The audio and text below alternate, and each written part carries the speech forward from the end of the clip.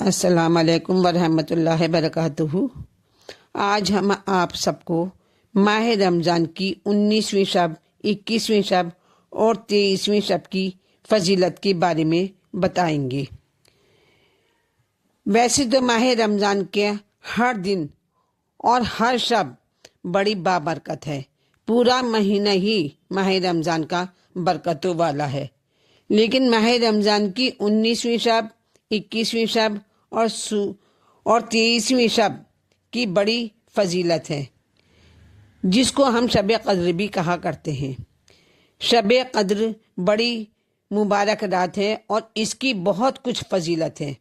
اور اس شب کی عبادت 1000 مہینوں کی عبادت سے بہتر ہے، اور یہ وہ رات ہے کہ جس میں کہ شب کے لیے تمام امور، مال و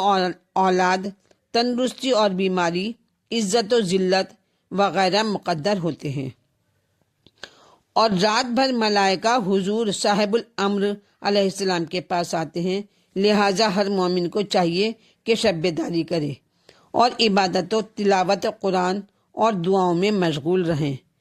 چونکہ شب قدر ماہ رمضان کی 19ویں رات اور 21ویں رات اور 23ویں رات سے باہر نہیں ہے، لہٰذا ان تینوں راتوں میں اعمال بجا لائیں، اور خاص کر 23ویں شب میں زیادہ اہتمام کریں۔ ان تینوں راتوں میں غسل سنت ہے، بہتر ہے کہ غروب آفتاب کے قریب غسل کیا جائے، تاکہ نماز جو پڑھیں آپ وہ مغرب اور عشاء کی غسل کے ساتھ پڑھیں۔ اور جناب رسالت مآب صلی اللہ علیہ وسلم سے منقول ہے کہ جو شخص شب قدر کو 2 رکعت نماز بجا لائے گا اور ہر رکعت میں الحمد کے بعد 7 مرتبہ سورہ قل ھو اللہ پڑھے گا، اور نماز سے فارغ ہو کر 70 مرتبہ استغفر اللہ واتوب الیہ کہے گا، تو اپنی جگہ سے نہ اٹھے گا کہ خداوند عالم اس کو اور اس کے ماں باپ کو بخش دے گا اور ثواب کثیر عطا فرمائے گا۔ پس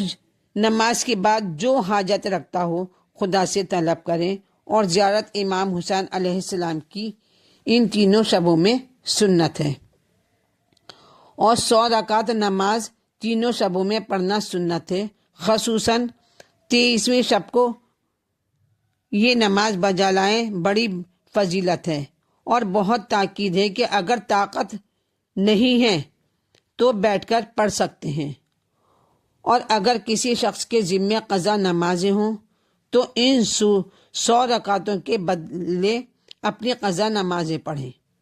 اور جوشن کبیر اور صلوات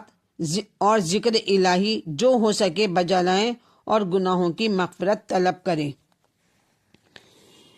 اور پس اپنی حاجت خدا سے طلب کرتے رہیں۔ 21ویں شب کو بھی غسل اور اعمال اور زیارت امام حسین علیہ السلام بجا لائیں۔ اس شب کی بڑی فضیلت بیان کی گئی ہے، اور آخر کی دعاؤں میں سے جو دعا اس شب کی ہیں وہ ضرور پڑھیں، وہ آگے ہم آپ کو بتائیں گے۔ 23ویں شب کے اعمال بھی یہی ہیں، شب بیداری کریں اور تلاوت قرآن اور دعاؤں میں مشغول رہیں، اور توبہ کر کے اس شب میں حکمت الہی کے ماتحت مرگ و بلا اور روزی و قضا مقدر ہوتی ہیں، اور جو کچھ اس سال تا شب قدر آئندہ واقع ہونے والا ہوتا ہے، پس خوش نصیب ہے وہ شخص جو عبادت میں اپنی شب کو بسر کرے، اور جو شخص اس شب میں بیداری کرے اور 100 رکعت نماز پڑھے گا تو حق تعالیٰ اس کی روزی کشادہ کرے گا، اور دشمنوں کے شر سے بچائے گا، اور ڈوبنے اور گھر کے نیچے دبنے اور لقمہ گلے میں پھنسنے اور جانوروں کے پھاڑ کھانے سے محفوظ رکھے گا۔ دعائے جوشن کبیر اور دعائے جوشن صغیر کے اس شب میں پڑھنے کی بڑی فضیلت وارد ہوئی ہے۔ جو بھی میرے چینل پر پہلی بار آئے ہیں وہ میرے چینل کو لائک کریں، سبسکرائب کریں، شیئر کریں۔